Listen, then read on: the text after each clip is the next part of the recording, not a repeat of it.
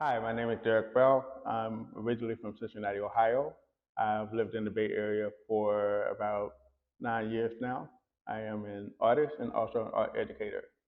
Um, my type of art, what is my type of art? My art I describe as like social art that deal with social issues such as racism, sex trafficking, police brutality, and also self-identity. Um, Through my art, I feel like there is a visual language that needs to be told, a story that needs to be told about uplifting individuality in individuals as well as our community. I remember being in kindergarten. My my teacher's name was Mr. Pittman, and usually around that time, the teacher have you like want to have you draw their family, draw your family, and I drew my family, and around that's the age range of like 5 or 6 years old. You typically drawing stick people. Well, I took it a step further and added features to the face, and it drew attention to my teacher, and she was like, "Wow, Derrick, that's amazing." So all the kids kind of ran over to my table, and they all wanted to be my friends because they figured that I knew how to draw. Um, I was just doing what I don't know. Nobody taught me it, um, but I just saw details and things at a little age. Oh, absolutely, absolutely. I grew up with my mom and dad were married, and they got a divorce at the age when I was about 8 years old. Um, but I grew up in a single parent home most of my life, and my mom always encouraged me to create. She never said, no, don't do it. She took me to museums in Cincinnati and just really just uplifted me in all the things, you know.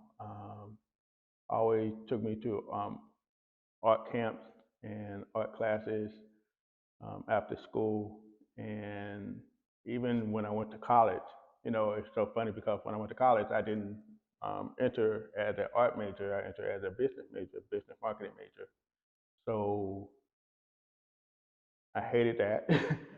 And I told my mom that, Mom, I don't think I can do this business.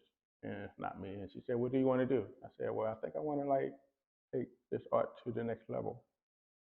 She said, okay. So I think it's like, just walking out on faith and just seeing where it's going to take me.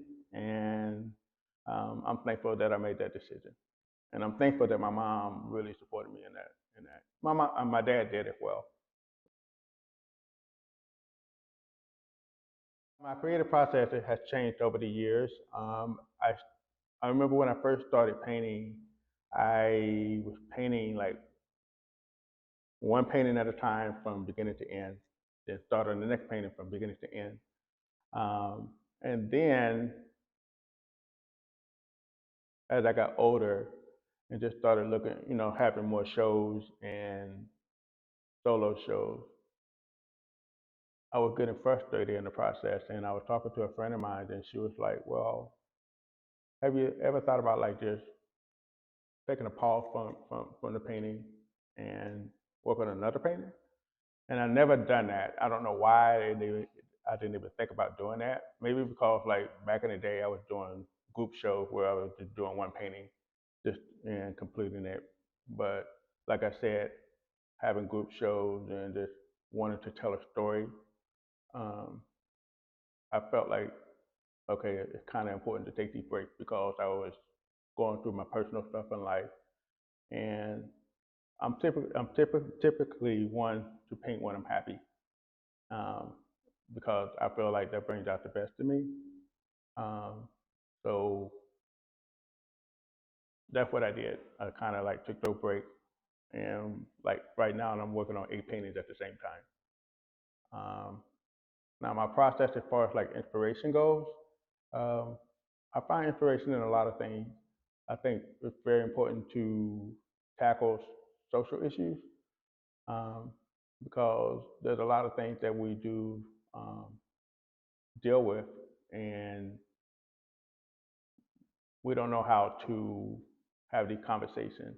For example, like when I did a show about sex trafficking, it was something that I felt needed to be discussed among people, and it's kind of like have that conversation piece where people can talk about like, hey, how did why is this happening still, and what do we do about it? So I felt like having these, they used to call me like the social artist, the social justice artist, and I don't want to be labeled at that, but um, over the time, I kind of got adapted to that. Oakland was never on the radar. Um, I had just finished grad school and was looking for a job as a teacher. I applied to 8 jobs and got 7 out of the 8 and took the furthest to Oakland, California. Um, I said, why not? So, like in 2015, I moved to Oakland to, to teach at a school in Fruitvale, a charter school in Fruitvale. I never thought that I would stay this long. I always gave Oakland like 3 years. And I said, okay, after 3 years, I'll probably move back to the East Coast. But I never also thought that my art would take off the way it did here. Um, it's opened up so many doors for me, and I've been embraced by the art community, and I'm very appreciative of that. So maybe it's the art that's keeping me here, and I have developed like a close um, community of friends, that I call my family. So that's very important to me. Probably when I was working at the charter school and I had to put together a community event, like an empowerment um, community event where the small businesses came to the school and kind of gave out information about their businesses. We had parents and the kids came, we had food, and I just felt like it was home. It just felt safe, it felt comfortable. Um, People came out and just wanted to like support other businesses or just be out with their friends. So that was probably one of the highlights living here. It means a lot because of where I came from. I think about my ancestors often. I put my ancestors in my work, um, and I feel like it's my responsibility to continue telling the story of my ancestors and my story to pass on to the next generation. Um, because one thing that I feel that's lacking in school is they don't tell a lot of like the past of like slavery, um, or even like the black experience. Um, and we have to tell that story. Everybody's story is very important. So, yeah.